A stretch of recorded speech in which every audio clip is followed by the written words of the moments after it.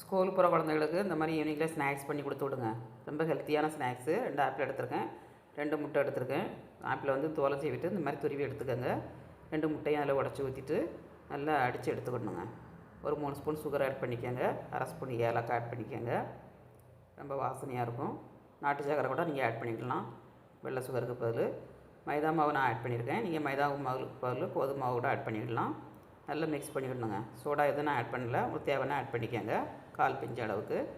இப்போ இந்த மாதிரி தோசை தவாவில் கொஞ்சோண்டு எண்ணெய் ஊற்றிட்டு இந்த மாதிரி ஒரு ஸ்டாண்ட் வச்சு ஸ்டாண்டில் ஊற்றினீங்கன்னா நல்லா ரவுண்ட் சைஸில் கிடைக்குங்க. நீங்கள் அப்படியேவும் ஊற்றலாம், ஸ்டாண்ட் இல்லைன்னா நல்லா சூப்பராக கிடைக்கும். ஸ்டாண்ட் இல்லாமலும் ஊற்றி வைப்பேன் பாருங்கள்.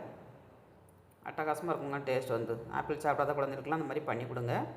டிஃப்ரெண்ட்டே தெரியாது, அதுக்கு சாப்பிட்டு வந்துடுவாங்க. ரொம்ப ஹெல்த்தியான ஸ்நாக்ஸுங்க. வீடியோ பிடிச்சிருந்தால் லைக் பண்ணுங்கள், ஷேர் பண்ணுங்கள், கமெண்ட் பண்ணுங்கள், சப்போர்ட் பண்ணுங்கள். முதல் முறையாக பார்க்க இருந்தால் எவ்வளோ சாஃப்டாக எம்மியாக இருக்குது பாருங்கள். லைக்